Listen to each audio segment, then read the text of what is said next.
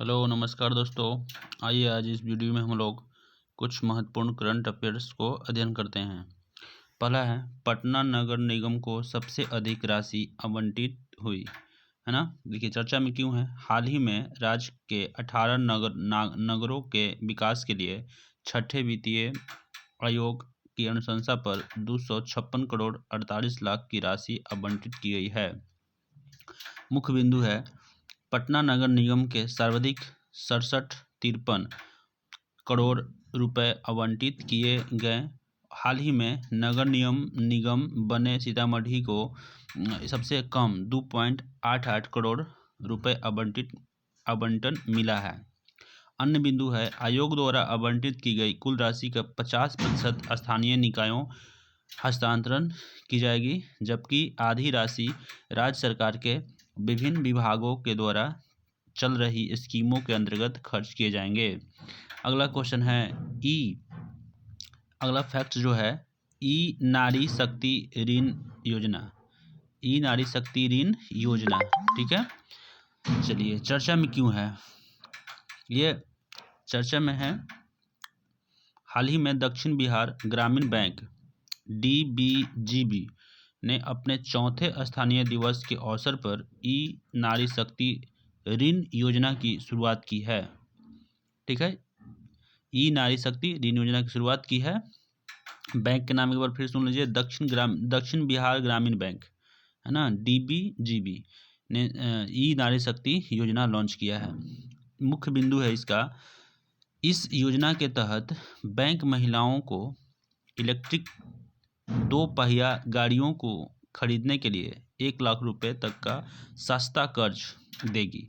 इसके लिए documentation fees नहीं ली जाएगी, है ना। ये इस नारी शक्ति के तहत मतलब इलेक्ट्रिक गाड़ी महिलाओं को दी जाएगी। अगला फैक्ट, तीसरा फैक्ट है, ग्रीन एनर्जी कॉरिडोर के दूसरे चरण को मंजूरी, है ना। ये चर्चा में क्यों है, ग्रीन एनर्जी कॉरिडोर। पहला है, 6 जनवरी 2022 को आर्थिक मामलों के मंत्रिमंडलीय समिति ने के अंतर्गत राज्य ग्रीन एनर्जी कॉरिडोर के दूसरे चरणों का निर्माण के लिए प्रस्ताव को मंजूरी दे दी है। यह फैसला केंद्र सरकार को 2030 तक देश में 5 लाख मेगावाट अक्षय ऊर्जा उत्पादन के लक्ष्य को प्राप्त करने की सहायता होगा। इस तरह से इसका मुख्य बिंदु है, यह कॉरिडोर मुख्य तौर पर गुजरात, हिमाचल प्रदेश, कर्नाटक, केरल, राजस्थान, तमिलनाडु व उत्तर प्रदेश में निर्मित होगा। इससे देश के 20,000 मेगावाट क्षमता विकसित होंगे। अन्य बिंदु है, इसके लिए 33% हिस्सा यानी 3970 करोड़ रुपए सरकार देगी, और इतनी ही राशि जर्मनी के एजेंसी बतौर कर्ज, जबकि शेष हिस्सा राज्य सरकार देगी। आगे जो है ये क्वेश्चन, ऑफलाइन भुगतान को RBI की मंजूरी। देखिए चर्चा में क्यों है, चर्चा में है क्योंकि ये जो ग्रामीण और अर्ध शहरी क्षेत्रों में डिजिटल लेन देन को बढ़ावा देने हेतु भारतीय रिजर्व बैंक RBI ने 3 जनवरी 2022 को ऑफलाइन भुगतान को मंजूरी प्रदान कर दी गई है। मुख्य बिंदु है इसका, इसके जरिए एक बार से अधिकतम 200 रुपये तथा एक दिन में कुल 2,000 रुपये तक का भुगतान किया जा सकता है, और भुगतान ऑफलाइन होने की वजह से ग्राहक को अलर्ट SMS या ईमेल को कुछ समय बाद प्राप्त होगा। अन्य बिंदु है, ऑफलाइन भुगतान का मतलब एक ऐसा लेन देन जिसमें इंटरनेट या दूरसंचार कनेक्टिविटी की आवश्यकता नहीं होती है। मतलब ऑफलाइन लेन देन मतलब उसमें कोई प्रकार का नेट वगैरह की जरूरत नहीं होगा। अगला है काबिल, है ना। फैक्ट नंबर 4 है काबिल। चर्चा में क्यों है काबिल, ये हाल ही में सरकार ने विभिन्न उद्योगों को महंगे खनिजों की आपूर्ति को सुनिश्चित करने के लिए विदेश स्थित देशों को ऐसे भंडारों की अधिग्रहण करने की फैसला किया है, जिसके लिए खनिज विदेश इंडिया लिमिटेड यानी काबिल नामक एक कंपनी को गठन किया जाएगा। ये मुख्य बिंदु है इसका मुख्य बिंदु है, इस कंपनी के गठन national national aluminium company limited NALCO, Hindustan copper limited HCL और mineral application corporation limited MECL को संयुक्त उद्यम उद्यम के तहत किया जाएगा। ये बिंदुओं निबिंदु क्या है इसमें, यह कंपनी ऑस्ट्रेलिया, चिली और अर्जेंटीना जैसी देशों में खनिज भंडारों का चयन करेगी और देश के मुख्य तौर पर लिथियम और कोबाल्ट जैसे महंगे खनिज उपलब्ध कराना इसका मुख्य कार्य होगा।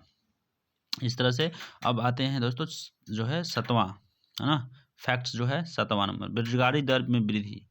देखिए, हाल ही में जारी centre for monitoring Indian economy की आधिकारिक वेबसाइट के आंकड़ों के अनुसार भारत में बेरोजगारी दर 4 माह के उच्च स्तर पर पहुंच गई है।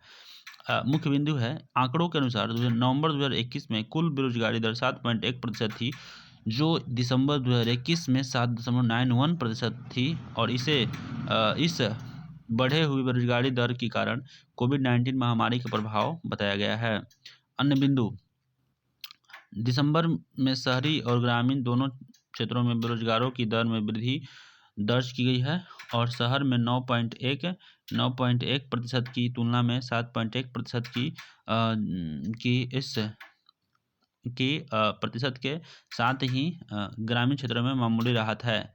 पूरे साल की तुलना करने पर बिहार में दिसंबर में सर्वाधिक रोजगार दर्ज की गई है। फैक्ट नंबर 7 को देखते हैं हम लोग। चलिए, भारत का पक्का चीनी सब्सिडी पर WTO को फैसले को खिलाफ अपील चर्चा में क्यों है। हाल ही में भारत ने चीनी सब्सिडी पर विश्व व्यापार संगठन की विवाद समाधान समिति के फैसले को खिलाफ अपील की है और मुख्य बिंदु है, ब्राजील, ऑस्ट्रेलिया और ग्वाटेमाला की शिकायत पर सुनवाई करते हुए WTO ने की विवाद समाधान समिति 14 दिसंबर 2021 को यह फैसला सुनाया था कि भारत की चीनी और गन्ने के लिए घरेलू समर्थन उपाय वैश्विक व्यापार के नियमों को अनुकूल नहीं है। भारत की उत्पादन सहायता, बफर स्टॉक, विपणन, परिवहन योजनाओं के तहत कथित रूप से प्रतिबंध सब्सिडी को वापस लेना चाहिए।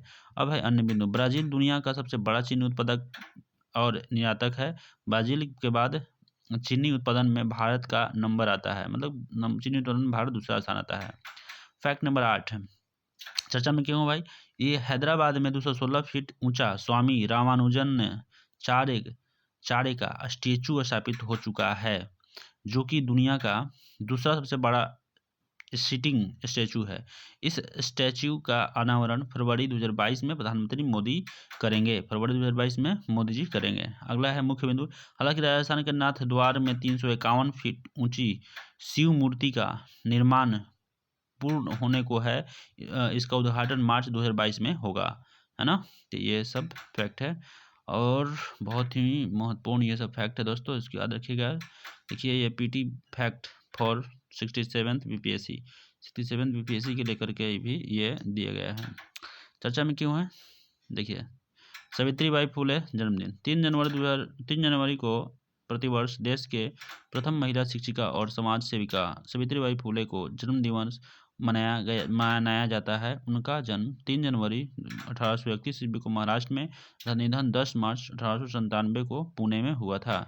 मुख्य बिंदु है कि महिलाओं की सुरक्षा के लिए उन्होंने एक सेंटर की स्थापना की थी और उस सेंटर का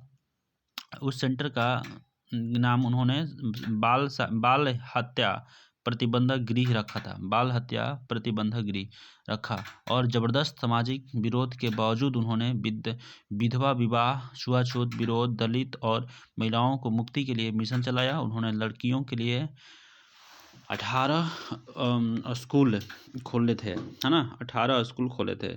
और मुख्य बिंदु है 1998 में भारतीय डाक विभाग के सावित्रीबाई फुले पर एक डाक टिकट जारी किया गया। उनके पति ज्योतिराव फुले एक प्रसिद्ध चिंतक, लेखक, समाजवादक एवं समाज सुधारक थे। फैक्ट नंबर 10 चर्चा में क्यों है भाई, अजय कुमार कक्कड़। ये अजय कुमार कक्कड़ चर्चा में क्यों है, इनको जान लेते हैं। देखिए, हाल ही में ब्रिटिश शिक्षाविद एवं हाउस ऑफ कॉमन्स लॉर्ड्स के सदस्य अजय कुमार कक्कड़ को Knight Commander of the Order of the British Empire से सम्मानित किया गया है। मुख्य बिंदु है कि यूनिवर्सिटी कॉलेज लंदन में सर्जरी के प्राध्यापक कक्कड़ को स्वास्थ्य सेवा और सार्वजनिक सेवा के लिए यह सम्मान दिया गया है। ब्रिटेन के वार्षिक 9 वर्ष में सम्मान सूची और दूसरा सबसे बड़ा सम्मान है। अब फैक्ट नंबर 11 है ना, फ्लोरोना। देखिए दोस्तों, फ्लोरोना दुनिया भर में ओमिक्रॉन के बढ़ते एक मामले के बीच हाल ही में इजराइल ने फ्लोरोना की पहला मामला सामने आया। इजराइल में फ्लोरोना का पहले मामला सामने आया। ये बिंदु फ्लोरोना है क्या? इसका मुख्य बिंदु फ्लोरोना वायरस का म्यूटेंट वेरिएंट नहीं है। यह कोविड-19 और इन्फ्लुएंजा रोगजनकों के कारण होने वाला यह दोहरे श्वसन संक्रमण मामला है। अन्य बिंदु, WHO के अनुसार एक व्यक्ति एक ही समय में दोनों संक्रमण से पीड़ित हो सकता है। इससे गले में खराश, नाक बहना, खांसी, बुखार, सिर दर्द, थकान जैसे लक्षण शामिल हैं। चलिए, तो ये आपका फैक्ट कैसा लगा कमेंट बॉक्स में ज़रूर बताएं और मेरे वीडियो को लाइक, शेयर, सब्सक्राइब जरूर कर लें ताकि और भी जो वीडियो बने वो आपके तक जल्द ही पहुंच सके, है ना। घंटी जरूर दबा लीजिएगा।